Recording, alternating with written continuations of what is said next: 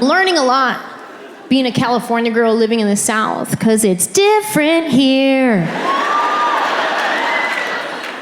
I've learned when I go to a restaurant, if I order an iced tea, it automatically comes with 3 pounds of sugar in it. Y'all call that sweet tea. We call it diabetes.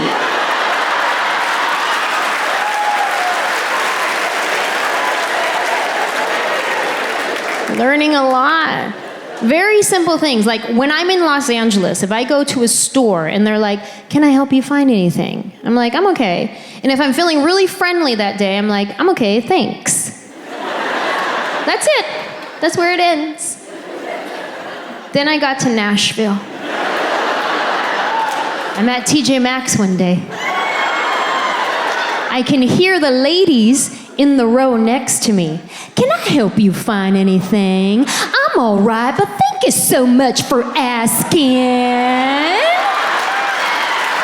It's my pleasure. It's a beautiful day outside. Yes, it is, but they say it's gonna rain about 3 o'clock. Make sure you get home before the traffic is gonna be a mess. Bless your heart.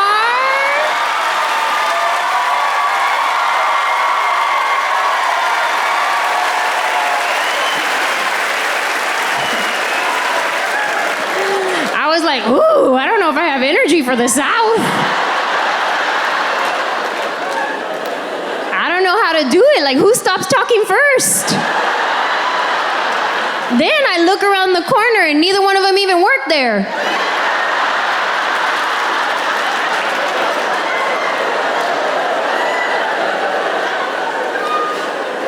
And then somebody told me this. They were like, hey, when people say bless your heart, they can mean it in a good way or a bad way.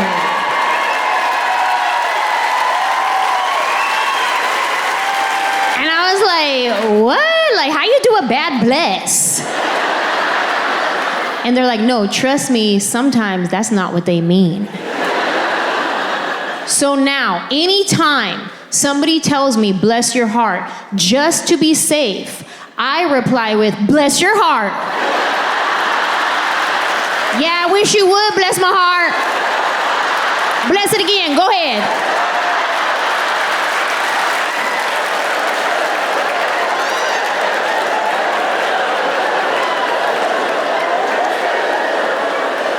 It's kind of like the old fighting words at church. I'ma pray for you.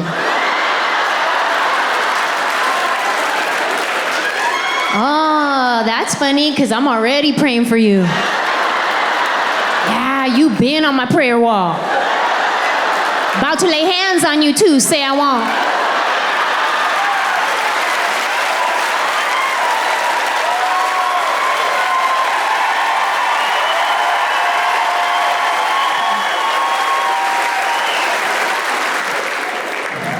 Learning a lot. When we first got to Nashville, we were trying to figure out what part of the city we wanted to live in. Like, where do we fit in? Where do we vibe with? Finding out this county has good schools, this county doesn't. This county believes in COVID, this county doesn't.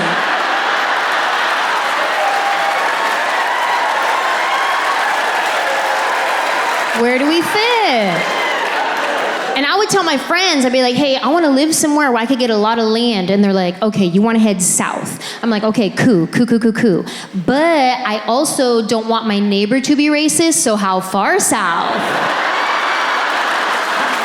You know what I mean. Like, are we talking Franklin or Pulaski? Like, how far?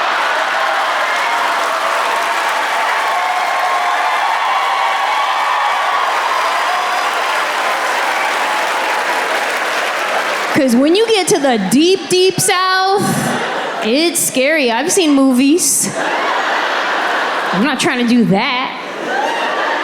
I mean, if they have a TJ Maxx there, I will pray about it. And I'm a good neighbor. Like State Farm, I'm there. I love my neighbors. I'm the one that has everybody's phone number. And if I haven't seen you in a while, I will send you a text. Are you good? Do I need to do a welfare check? I got your back. Because I love my neighbors. Every holiday season, I'm gonna get my neighbors a gift. Not the whole neighborhood, just the houses I can see from a front window. Because I love my neighbors, as long as they love me. And I know that's not how the Bible verse goes. But that is my interpretation. This is not the New King James Version. This is a new Queen Anjelah version. This is Anjelah 5:14. Do unto me as you want to get done. That's how you say amen in my Bible.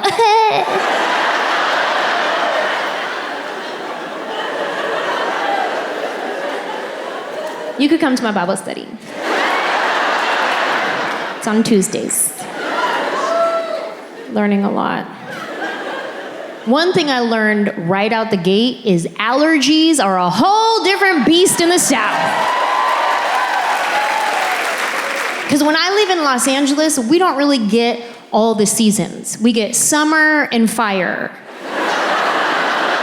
So Zyrtec works just fine there. Then I get here, come to find out, Zyrtec lost their subscription or something. It did not work. One day I went to pour the Zyrtec pill in my hand and the wind just blew it off. It was like, don't bother. It's so fun waking up every morning playing COVID or allergies. You guys know that game? Where you wake up in the morning and your sinuses are doing a weird thing, and you're like, wait a minute, hold on. Am I dying or did I have dairy? Can I taste anything? Get me some peanut butter. Can I taste? I was actually really lucky. For the first 2 years, I did not get COVID at all. And then earlier this year, she got me, little hoe. She gets around that one. At this point, I know more people who have had it than who have not had it. I know people who've had it with no symptoms whatsoever, and I know people personally who have passed away from it, so my heart goes out to anybody here who has lost somebody from COVID. I've been tested for it many times, and the first time I got tested, my friends tried to warn me about it. They were like, yo, it's intense, and it actually wasn't that bad, probably because they let me do it myself. Yeah, they gave me the Q-tip. And they're like, okay, you want to go all the way in your sinuses? And I was like, okay. Sure. How about I just put it in my nostril and I wiggle it a lot? Can you test boogers? I'll give you some of those. The second time I got COVID tested, the nurse did it, and he went all the way up in there to where like my eyelids started closing. I was like, whoa, you're manually closing my eyelid. He's like, it's not that far up there. I was like, nah, bro, you're in my brain. Like, you're giving basic commands at this point. Like, if I punch you, it's not my fault, you did it. He's like, well, I'm sorry. I was like, no, don't apologize. Just while you're up there, do you mind scraping out some of my childhood trauma? That'd be great.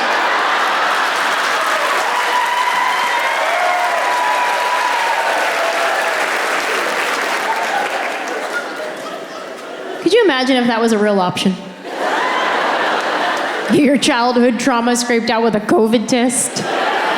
You'd catch me at the CVS pharmacy drive-thru like once a week. They're like, can we help you? Hi, I'm here for my COVID test. Also, when I was 8, my mom forgot me at the store.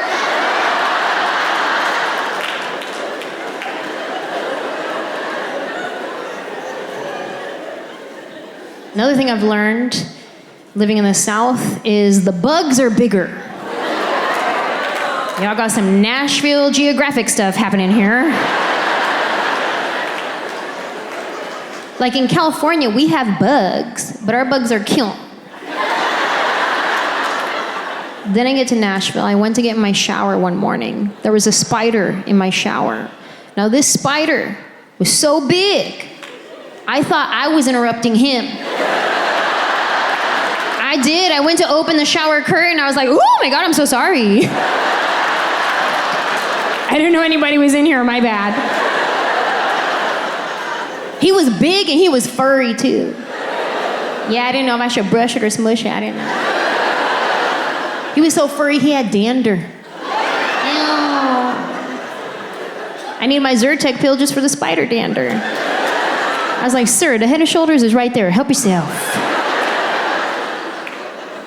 If I ever have to kill a spider that big, I am morally conflicted. Because at that point, that's a pet. Put a collar on that thing, that's Bubba. Bubba had plans that day. He was just getting started, he's in the shower. That's messed up. If you ever have to kill a spider that big, you could hear the crunch. And if you hear the crunch, you know that thing had a soul. That's messed up. I used to kill any spider or bug that was around me because I don't like bugs at all. But over the past couple of years, I have this newfound respect for nature and insects. So now, if I ever see a spider in my house, what I like to do is scoop it up in a container, take it outside, throw it in a bush, and then immediately go like this.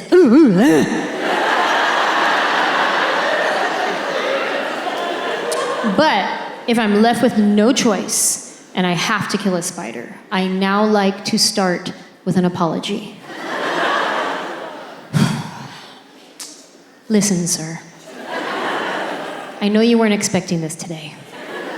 I'll be honest, neither was I. Truth is, I don't know you. You could be poisonous and you could kill me. So at this point, it's either me or you. And I have chosen you.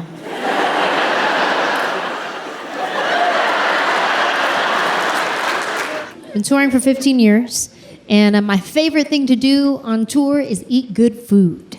It's my favorite thing to do. Like everywhere we go, we try to find the best food. And we want to find that local, family-owned, you can only get this right here type of place. You know what I'm talking about? So everywhere we go, we get the best food. Except when we went to Birmingham, Alabama. I'll tell you what happened. We get to Birmingham. And I'm doing my thing where I'm just talking to people, asking people where we should go eat. Like, hey, where's the hot spot? Where do you go? I want to know. Let's go. This girl recommends a Mexican restaurant. I was like, aww. No, thank you.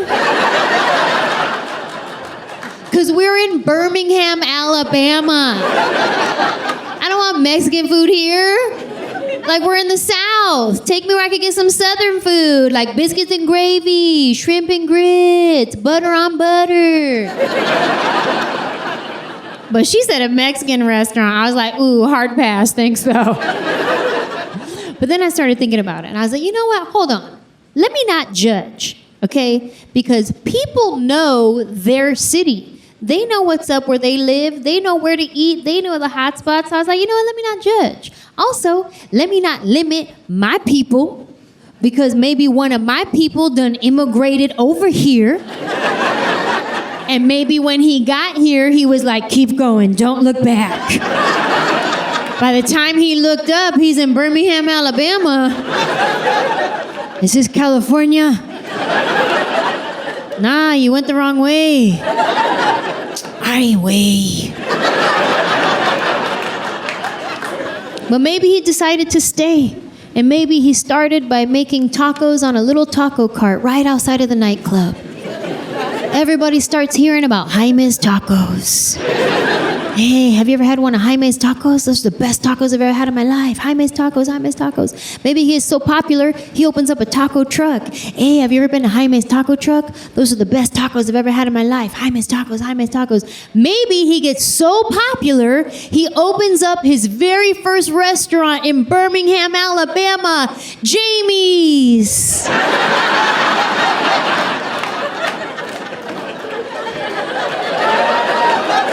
Maybe that's what happened. So I was like, you know what? Let me not judge. Let me go ahead and check out this Mexican restaurant in Birmingham, Alabama. So we get there. As soon as I walk in, I notice that it's all white people, not one Mexican. Strike one. Listen, this is not about white people. This is about the rules of restaurants.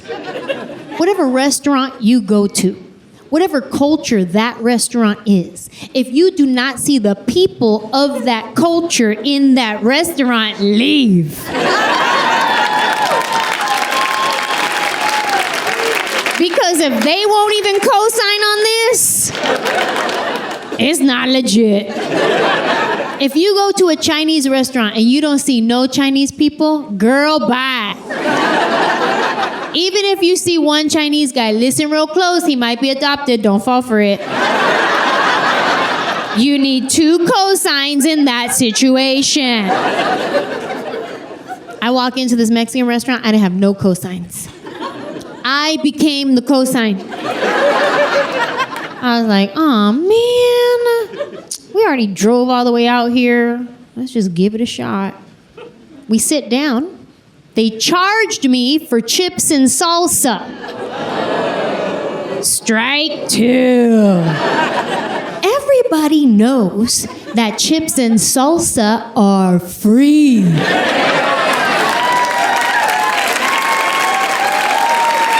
It is our gift to humanity. Oh, but not in Birmingham, Alabama. Chips and salsa, that'll be $2.75. Excuse me, please?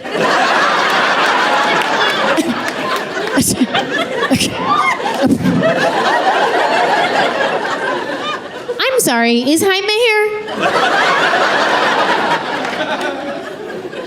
If that wasn't bad enough, this next moment is where my life changed. I'm reading the menu, and it says they have guacamole and seasonal guacamole.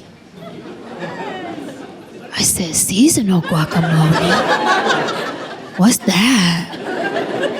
Are there any Mexican people here tonight?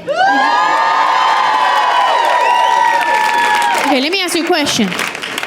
Have you ever heard of seasonal guacamole?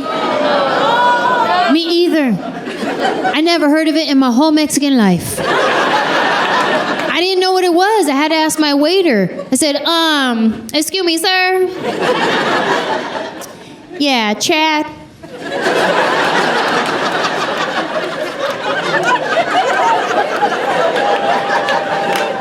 Let me ask you a question. What comes in the seasonal guacamole? And he says, walnuts and candied apples.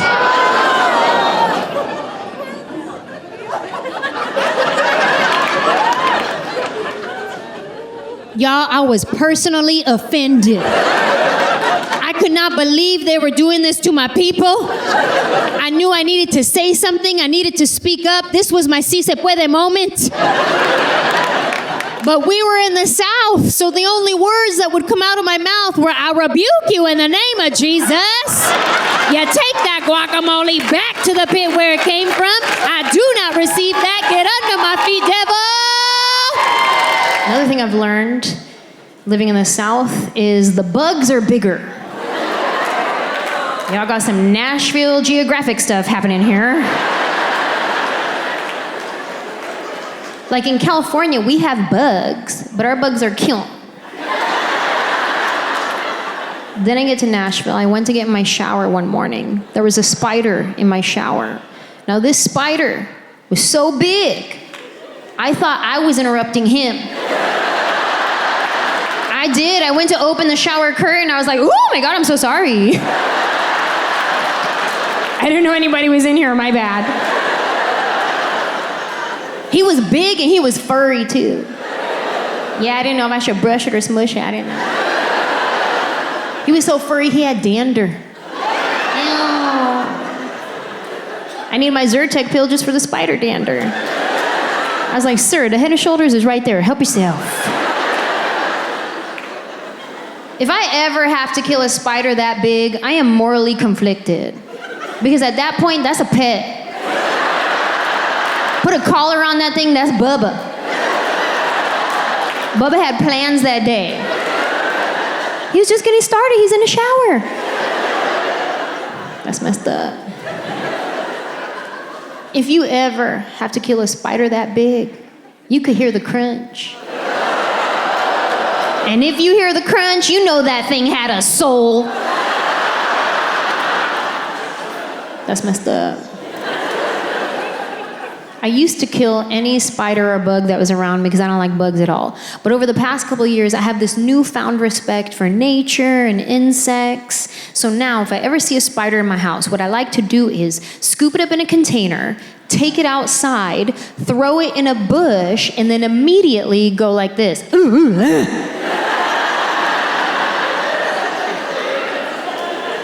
But if I'm left with no choice, and I have to kill a spider, I now like to start with an apology. Listen, sir. I know you weren't expecting this today. I'll be honest, neither was I. Truth is, I don't know you. You could be poisonous and you could kill me. So at this point, it's either me or you.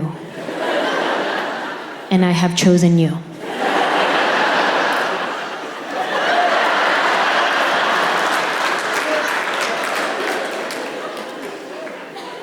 There was this one night, I was home alone, by myself. Because that's what home alone means. And I was watching The Night Stalker. Did you guys see that one? The documentary about the serial killer that was in Southern California, like back in the 80s. So I'm home alone watching this show, super creepy. Episode's done, I turn the TV off, and all of a sudden, I hear this on my front window. I said, nope.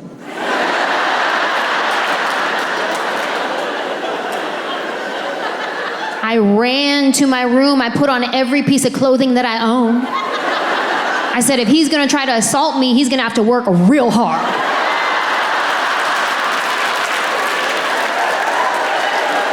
I don't have no weapons in the house. What's my self-defense weapon? Denim, 3 pair.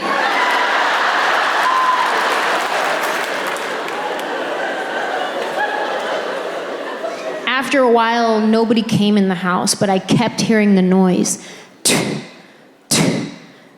Finally, I go to the window, I move the curtain, I look outside, and it's not a psychopath trying to kill me. It was a mosquito. The size of a bald eagle. Or maybe it was a cicada. I don't know. I never seen a cicada in my life, but everybody kept telling me, oh, it's cicada season. Maybe it was one of those. Maybe it was a mix of both. Maybe it was a muscada. I don't know. Some Nashville geographic stuff happening. This was the kicker for me, though. There was one night I was driving home, and I'm pulling into my driveway, and what do I see? A snake slithering across. That's where I draw the line right there. That's where I was like, all right, you know what, Nashville? Bless your heart.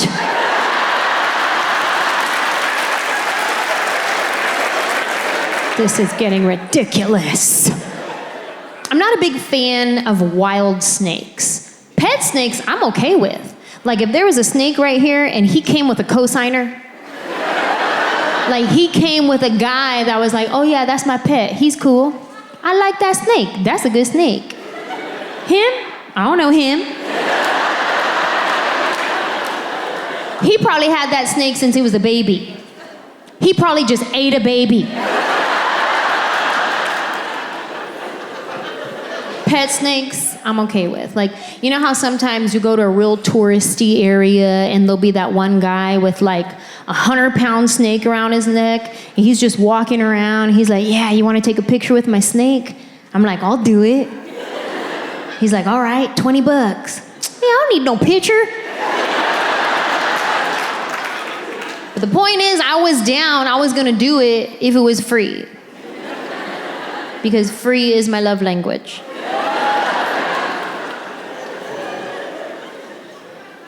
Learning a lot. Being a California girl, living in the South, I actually had my very first tornado warning experience. And like I said, I'm from California. We don't get tornadoes in California. We get earthquakes. Now, earthquakes are scary for people who have never experienced one. But actually, they're not that bad. To be honest, I will take an earthquake over a tornado any day. Like, let me tell you, give me a 3.5, a solid 4, I will ride that quake like, hey.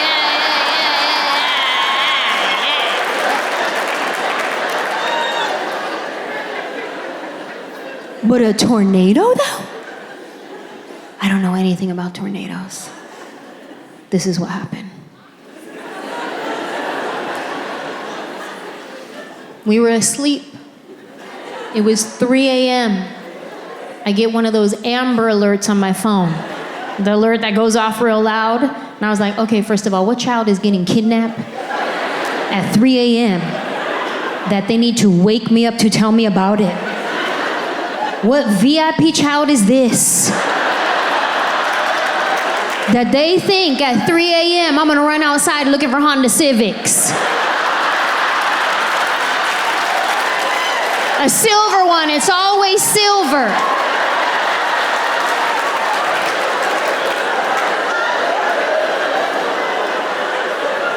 I check my phone. Whose kid is this?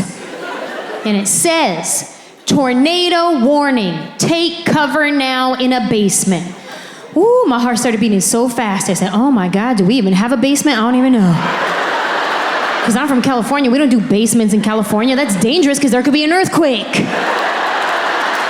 I wake up my husband, I was like, babe, we got an alert on the phone. It says there's gonna be a tornado. We gotta go in the basement. Do we have a basement?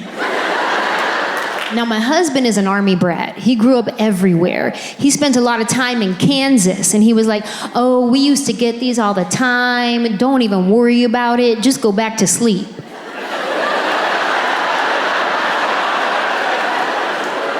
To sleep? But they just woke me up. I don't think that's what they want. He was like, what county is it in? Oh yeah, that's like 5 miles away. We're good. We could watch it from the front.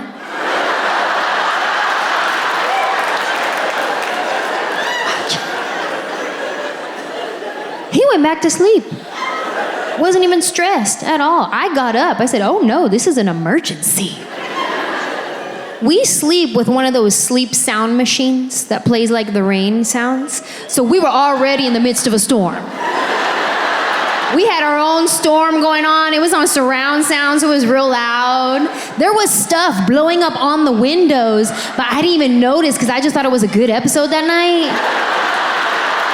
I was like, ooh, this one's realistic, favorite.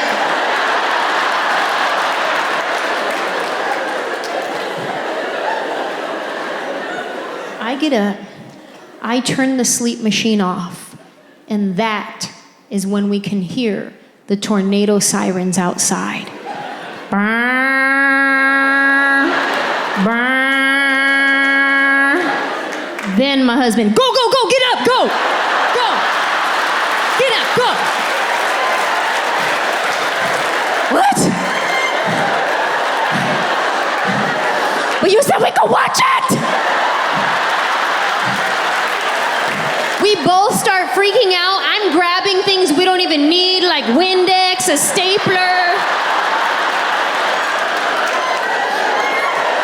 Where do we go?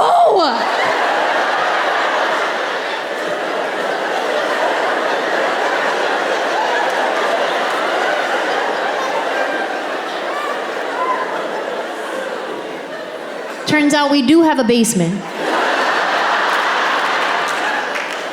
Guess where it is? Outside. Like we're in the Wizard of Oz. We keep it locked for safety. And we keep the key in the junk drawer in the kitchen.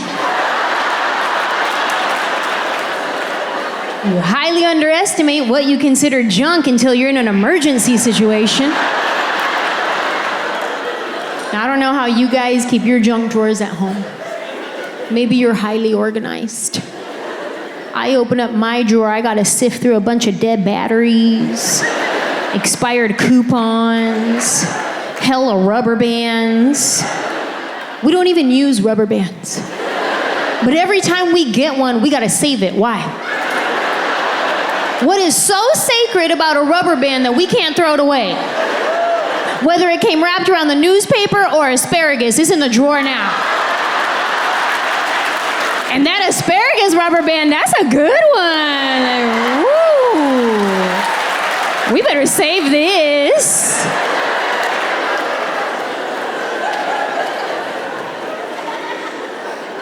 Got about 86 keys in here.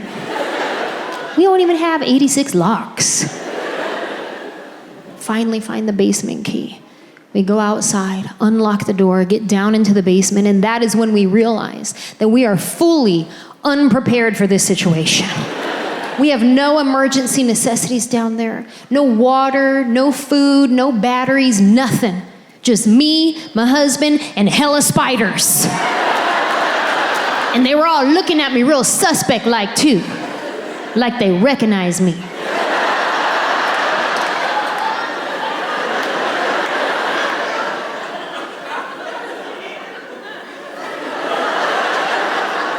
That's her?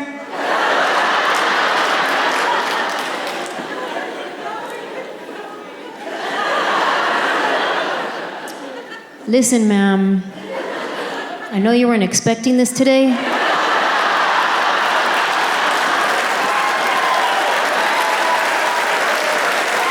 But this is from my homie Bubba right here. Do you guys know that app? Find My Friends? Okay, for those of you that don't know, I'm about to change your life.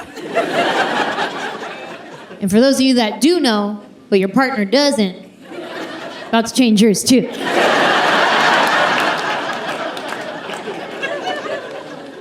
Find My Friends is an app that allows you to share your location with someone so they always know where you're at. So I shared my husband's location with me. So I always know. Sometimes he'll come home, I'll be like, what'd you get at the grocery store? How'd you know I was at the grocery store? You told me. You don't remember? Losing your mind.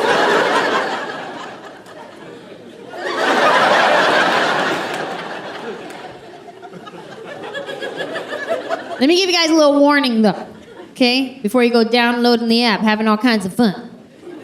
Sometimes Find My Friends is not 100% accurate. It may lead you to conclusions. I'll tell you a little story. There was this one night. It was raining. Not really, but for theatrical effect. My husband went to the movies with some friends. He was going to be home around 11 o'clock. Well, I fell asleep. I wake up in the middle of the night. It's 2 a.m. I look over and my husband is not next to me. My first thought, oh my God, he died. It wasn't like, ooh, he's out there cheating, because that would mean, oh my God, he died.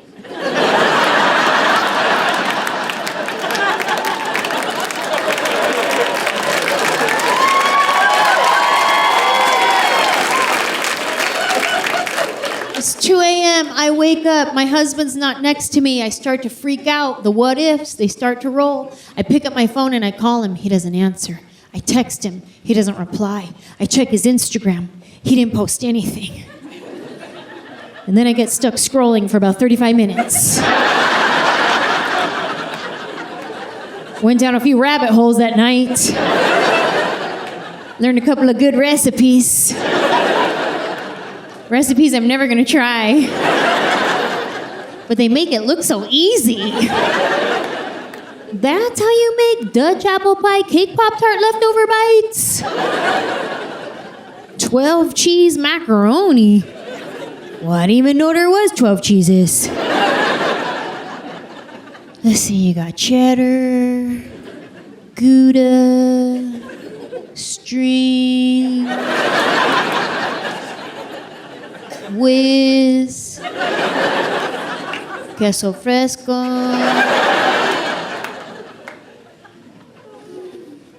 I'm gonna have to Google the rest.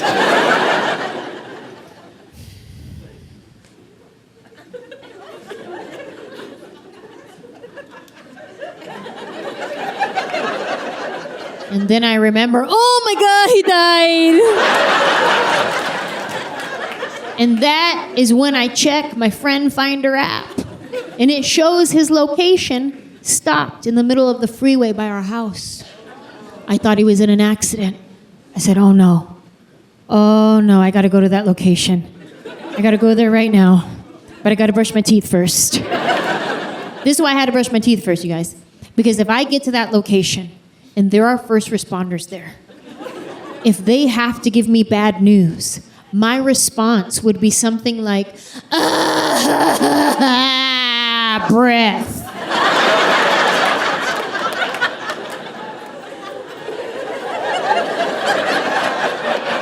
They don't deserve that. So I start brushing my teeth, and I'm thinking all the thoughts. I knew it. It was too good to be true. I should have prayed for him that one time. I finish brushing my teeth, and I start walking downstairs, practicing my solemn thank you.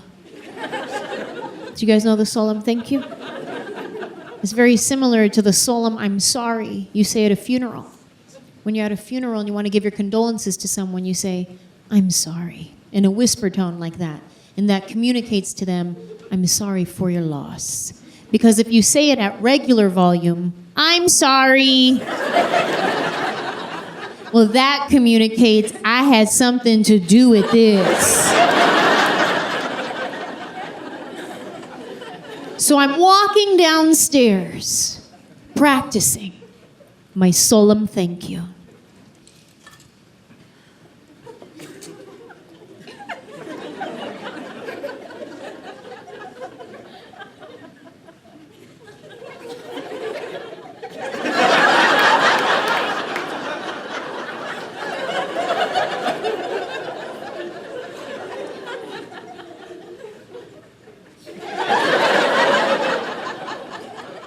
I get downstairs, I get to the kitchen, I grab a glass of water. He used to love water.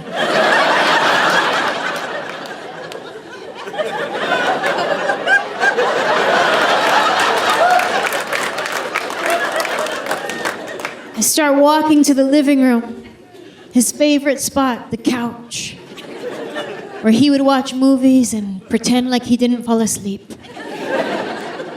I get to the couch, and I'm standing there ready to mourn my husband. You could see there's a couple of pillows thrown about. There's a blanket falling off to the side. I go and I turn the light on so I could get a better look. And there he is, asleep on a couch. Find my friends lied to me. It told me my husband was dead. I already downloaded a dating app on my phone. Watching TV with my husband is difficult, but at least it's not watching TV with my dad. That is a whole different experience. Like if you come to the house and you start watching a movie with my dad and they say way too many cuss words, he gets real religious. God forbid they say the F word, he'll be like, oh, forgive them, Father. My dad's the guy who during an action scene, he is counting the amount of bullets coming out of a gun for accuracy. And the second they go over the allotted amount of bullets for that type of gun, he has something to say about it. You think you're just watching a movie. He's silently fact-checking.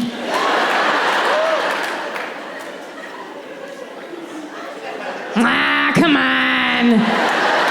47 bullets and a Glock. This isn't real. Really, Dad? The bullets is what made it not real? Not the zombies they were shooting?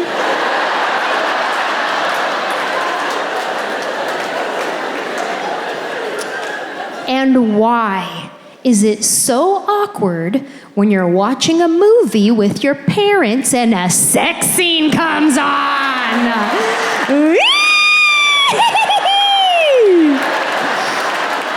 I am a grown adult, and it is still awkward. And my dad makes it even worse because he gets visibly uncomfortable. He starts shifting around in his seat. He's sweating, mumbling things under his breath, like, great, now they're gonna do it.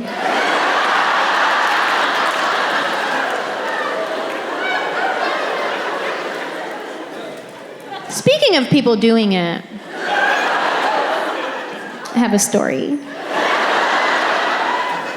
When I was younger, in my 20s, I shared an apartment with my friend Vanessa, and her room faced the apartment building across the way. Well, there was a couple in that building that they liked to do the sex. With the windows open and the blinds open, like that was their jam. So anytime they would start going at it, she would call me on the phone in my room and be like, they're doing it again, hurry up, get over here. And I'd be like, ew, and then I go running over there. But by the time I get there, they already started closing the blinds and the windows. I'm like, oh man, missed it again. And not like I was gonna sit there and watch like a creeper, but it is kind of a sight to be seen. Like, are you guys trying to tell me that if you were walking down the street in your neighborhood and you saw your neighbors going at it in the front window, you wouldn't give it a look? You wouldn't be just minding your own business like,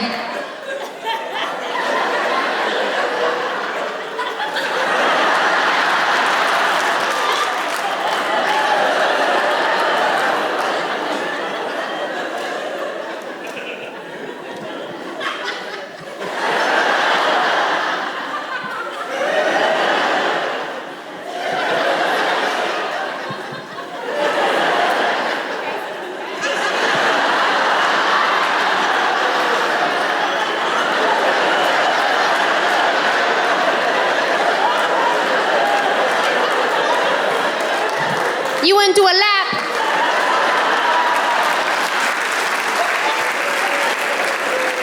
It's kind of like a car accident on the highway. You don't want to see a car accident happen. But if one is there, you're gonna assess the situation. Same thing, you see your neighbors going at it in the window, you just gotta assess the situation. Ah, we got a fender bender.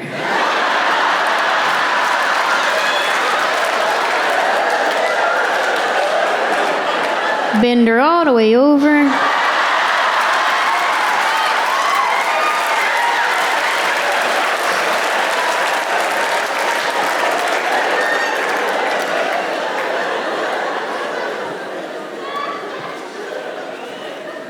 Living in a studio apartment when you're married, it's very difficult.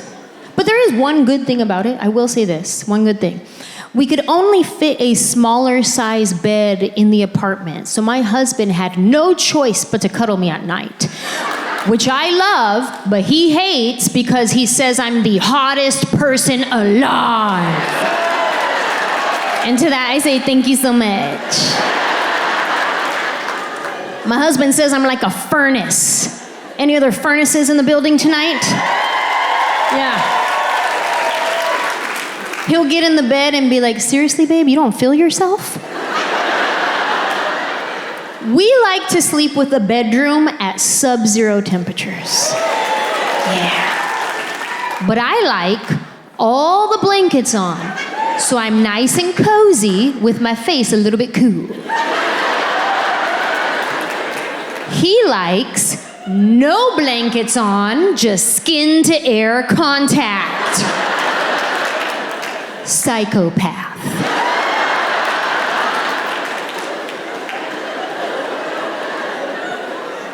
I have to negotiate cuddle time with my husband.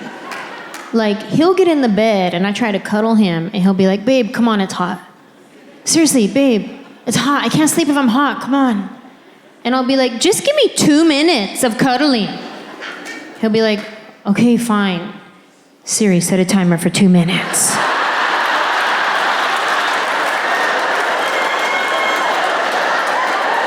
And if he even tries to pull away before that buzzer goes off, I'm like, nice try, 30-second penalty.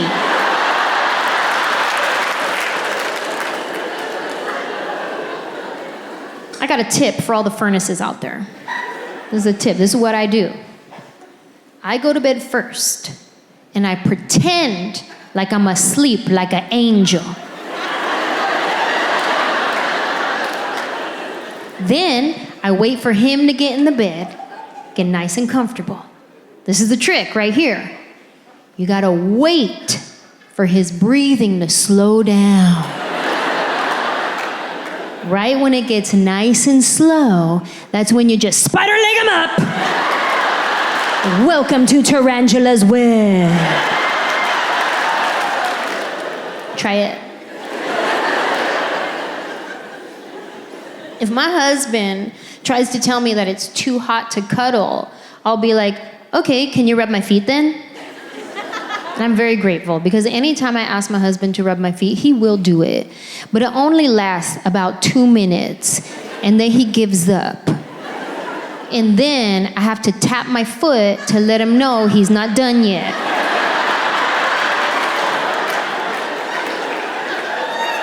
Hello? Boo-boo. It's not even time for your first 15-minute break.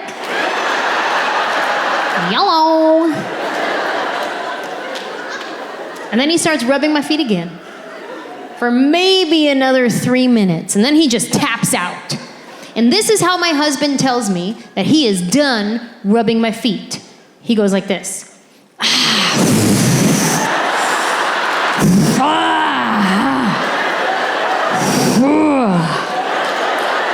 He gets the most aggressive hand cramp. Cancel all my plans this week.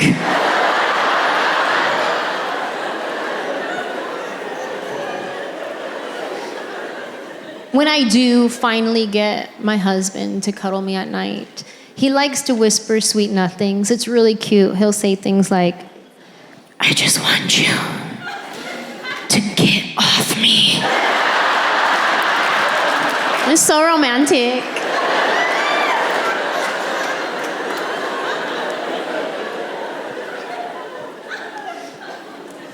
Living in a studio apartment when you're married is difficult because you have no personal space. It's like every time I turn around, my husband's there.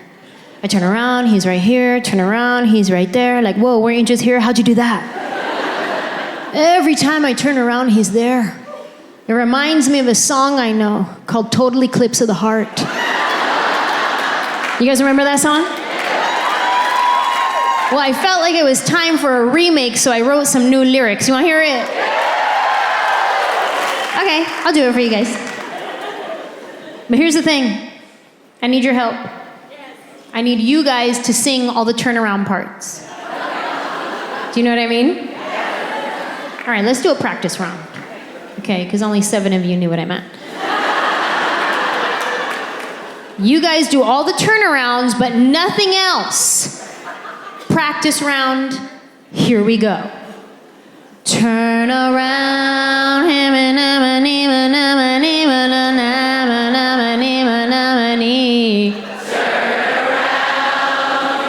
that was pretty good. I'll be honest, I wasn't expecting it to be that good. I don't know if they sat you guys in section by soprano and alto, but that was harmonious. Maybe you guys listened to the song on the way here, I don't know. But it was fresh in your mind. Okay, this is Total Eclipse of the Heart, remake, based on my time living in a studio apartment with my husband. You guys do all the turnarounds, I'll do everything else. Here we go. I'll start.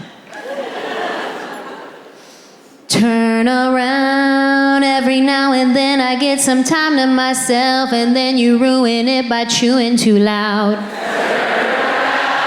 Every now and then I reminisce of the times when I could pee without you being around. There you go again, how did you get there so fast? Weren't you just standing right behind me somehow? Oh my God, when will I be back inside a house where I can have more than one room, where you're not near me when I Zoom, where I don't have to hear you laugh. That makes me wanna kick your once upon a time I had room to myself. Now feels like a tiny motel. There's nothing I can do. I'm totally living in hell.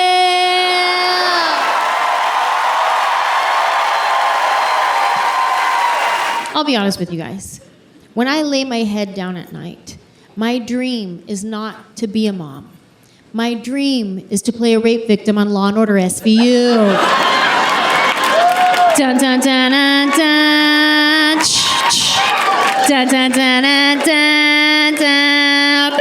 Beep boop beep boo. That's the dream. That's my dream. I remember when I came close to the dream, and I booked my first speaking role on a TV show called The Shield. Do you guys remember that show? It was like a gritty crime drama, and I was playing a homeless teenager trying to bum a cigarette off a detective. They had me in like a dirty hoodie with a blanket, leaned up against the wall. I was like, ooh, I'm about to win an Oscar for this. I did. I called my friends. I was like, hey, how many lines do you have to say on TV to win an Oscar? And they're like, oh, Oscars are for movies. Oh, we'll see about that. I was convinced this was going to be my big break because the fact that I even booked this role was a miracle in itself. This is how it works. If you want to be on TV, this is how you got to do it. You got to get an audition. In order to get an audition, you have to have a resume. To have a resume, you have to have TV credits. To get TV credits, you have to have TV credits. Like, how does that even work? I don't know. So I just lied on my resume. I thought about whatever show was on TV, and I just put it on my resume. Okay, Friends. Who did you play? Friend of a friend. Ooh, CSI Miami. Who did you play? The girl that dies. My fake resume got me a real audition. I couldn't believe it. I finally had an opportunity to prove myself, to show that I'm a good actor, that I have what it takes. And I remember showing up at that audition, and I'm standing there in front of the casting director, and she's looking at my resume, and she's like, wow, you were on CSI Miami? Mm-hmm. Because it's not a lie if you keep your mouth closed. Mm-hmm. And she goes, wow, that's funny, because I cast that show. I don't remember you. I got caught. Like, what would you do in that situation? Would you just own it and be like, you got me. I was trying to see if you would catch it. You did. That's a good memory. That's good. No, you don't own it. You double down. You commit to your lie. Because that's your real audition. That's how you prove that you're a good actor. Oh, I looked her straight in the face and I was like, you don't remember me? Girl. Remember, I came in here, I did my audition, and you're like, oh my God, you're so good. And I was like, thank you. She knew I was lying. But she let me audition anyway. And that's the one that I booked. That was The Shield. I was so proud of myself. Yeah. I was so proud of myself. I couldn't believe it. I remember the day the episode aired on TV, I had a premiere party at my house. I did. Everybody came to this party. Like, nobody from the show came, but like the who's who of my apartment complex was at this party. It was lit. We had pizza, soda, napkins. We're all sitting there watching my episode. And I know that my scene is the very last scene of the episode because, like, save the best for last. I think that's how it works. So we're all sitting on the couch. We're all watching my episode. And I'm like, okay, here comes the detective. He's about to ask me my question. And then the credits start rolling. They cut my part. My big break. It broke. was humiliated. Like getting your part cut from a TV show when you're home by yourself, that's embarrassing. But in front of all your friends and pizza. And that wasn't even the most embarrassing part of the night. The most embarrassing part of the night was having to say thank you for coming as people left my party. Bye! Thanks for coming. You. It's fine. Honestly, who cares? Like, seriously, I don't even care. Okay, bye.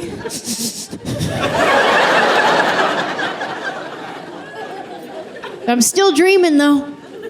Still dreaming. Like, I want to be in a scene with Detective Olivia Benson. I want to be in a scene where she's talking to me in her regular voice and then quickly goes into her very serious whisper tone voice. I know you saw the man who attacked you. But listen to me. We're gonna get through this together. That moment right there, that's what I want. I'm still chasing that. So I can't have a kid. I can't chase that and chase a kid. But let's say I did, though. Let's say I did. Let's say I have a kid, but I still get to chase my dream. What does that even look like? I go and I drop off my kid at his soccer game, and I'm like, bye, have fun, I'll see you later, Mommy's got an audition. No, don't cry. Remember, this is all part of the deal. I have you, but I still get to chase my dreams. No, you'll do good. Go have fun. And I start walking away. And I get to my car, and I look back at him, and he's standing there looking at me, waiting for that loving encouragement. So I say, hey, wish me luck. I think I'm really gonna book it this time. It's right up my alley. They want me to play a young, hip soccer mom. And he's like, but you're my soccer mom. Yeah, that's sad. And now I gotta be like, hey, can you teach me how to do that? Like, how do you make it come out of one eye only? No, now I gotta kick it into parenting mode. Hey, Johnny. Come here.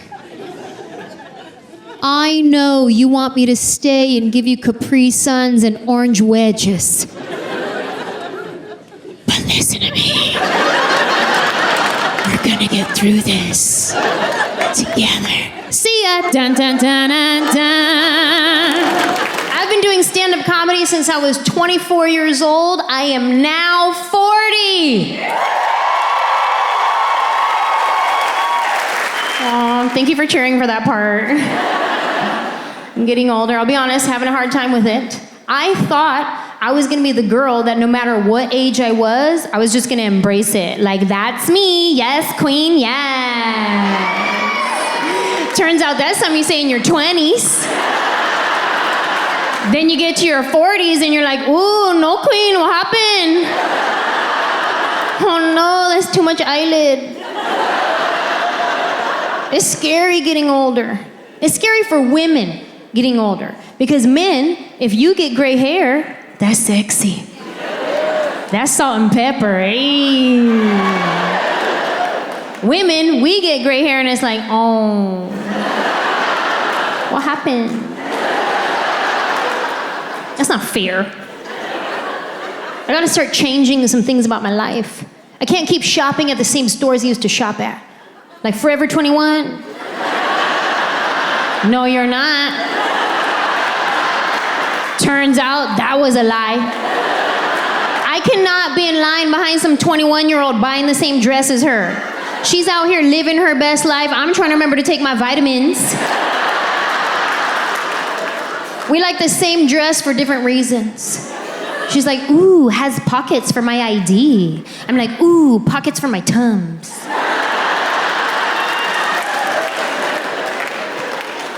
You gotta put that down. Go to Ann Taylor Loft where we belong. Go to White House Black Market. Do a loop-de-loo at Talbot's. Pass by J. Jill. Peek your head in at Chico's. And then go home because your feet hurt. I'm approaching the age where I'm gonna start getting my clothes the same place I get my groceries. Say I won't. You will catch me at Costco. Yeah. About to get them Kirkland jeans, them Kirkland socks, that Kirkland body wash. Hey, this Kirkland gang gang, what?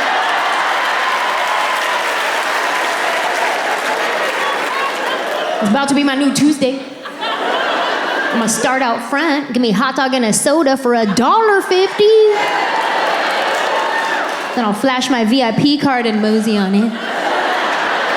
I start with a lap of samples. Then I take my hair out of my ponytail, make a lap in the other direction. Round 2. Hey, but if you come in for a second sample at Costco, be warned. These sample ladies get offended. They act a type of way if you come in for a second sample. Like they have been baking from scratch all day long. Like, really? Beth? Just give me another chicken tender. Why you gotta do this?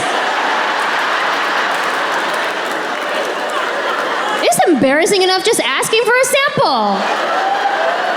It's embarrassing, right? Because you have to pretend like you've never heard of this product before.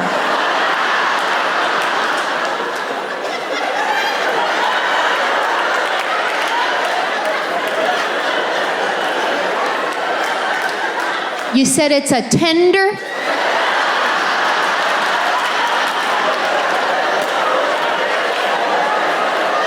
And you dip it?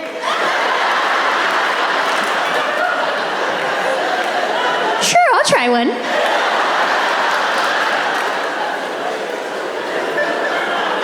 I be coming up with lies just to get a second sample. I do. I'll be like, I'm sorry, can I get another one for my husband who's really hungry? Where is he? Oh, he's at home. I forget that I'm a little bit famous and sometimes people recognize me because one time I came in for a second sample and the sample lady was like, I've seen y'all. I was like, on TV? She goes, no, this is your third time. Mind your business, Beth.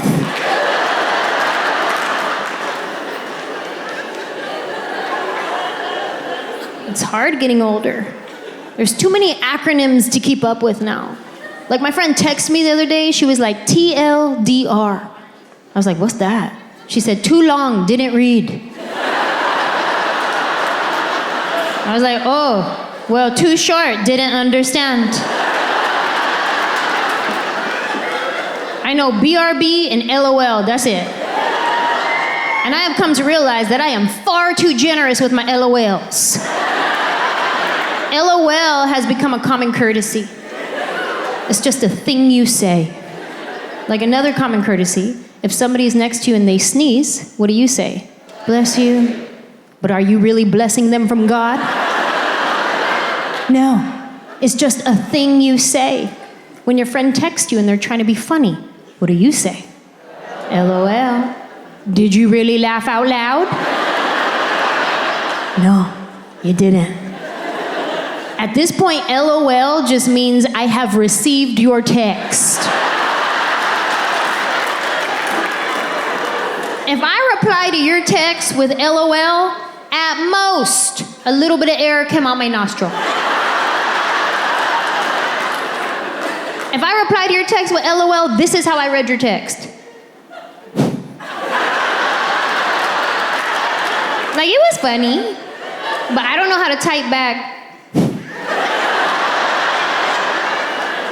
If I reply to your text with ha ha ha ha ha, that's funny. If I reply to your text with bwahahaha, like BWHAHA, that means that was so funny I had to spit something out my mouth. If I reply to your text with rows of ha ha ha ha ha ha, I start using other letters like HHJK ha ha ha, QRST ha ha ha, that means that I said something funny and I'm really proud of myself.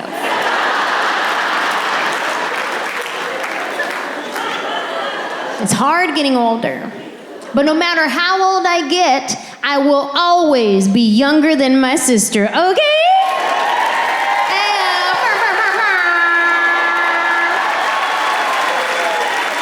I am my sister's little sister. Any other little sisters here tonight? Little sisters? Yes. Dare I say the little sister is the best sister? Probably because the older sister is exhausted from having to raise the rest of us. Right? Because when mom was at work, she had to cook, she had to clean, she gave herself spanking privileges. My sister was stressed out by the time she was 13. We'd catch her on the side of the house smoking those candy cigarettes.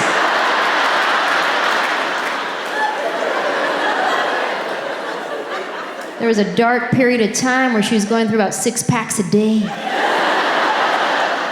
Probably because those things only had 1 puff of smoke in each cigarette. Those were some wild times, man. We'd be at the ice cream truck ordering fake cigarettes, fake chewing tobacco. I was 9 years old doing lines of lemon salt on my hand. Wild. I am my sister's little sister. We grew up best friends. We're still best friends. I talk to my sister like 5 times a day, which is great for me, not so much for her because she has a real job.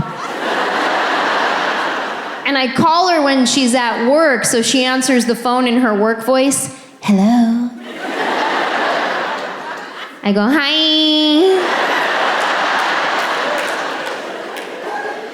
What's up? Oh, nothing. What are you doing? I'm working. Dang, you work every day?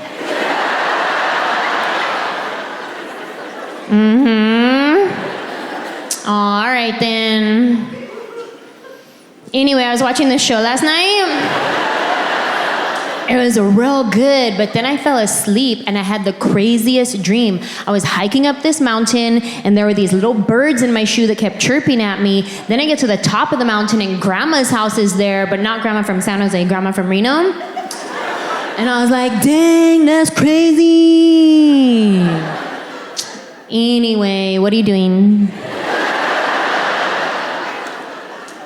Still working. Okay, call me later, bye. And I hang up. Only she doesn't call me later. So I have to call her later. But she's at work. I don't want to be a pest. So I give it like at least an hour. Then I call her back. Now she answers the phone. No more work voice. Now she has deadlines. She has things to do. Now she answers the phone. What's up? Oh. Real quick, do you remember when Dad used to take us camping? Yeah?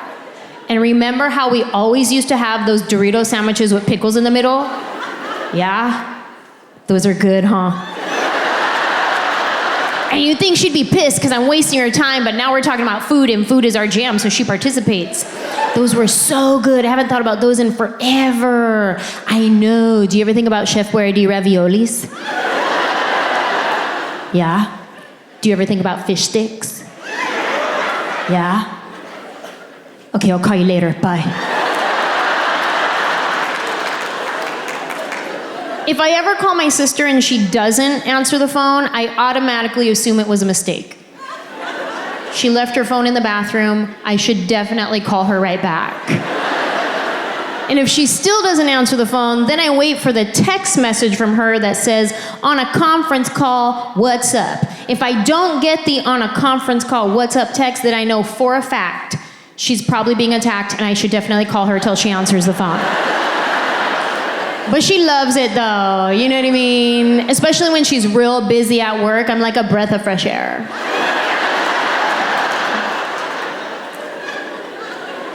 Sometimes I call my sister and we don't say anything at all. We're just on the phone. And my husband doesn't get it. He's like, what are you doing? Hang up the phone. I'm talking to my sister. But neither one of you are saying anything. Yeah, because we're thinking about what we're gonna say next.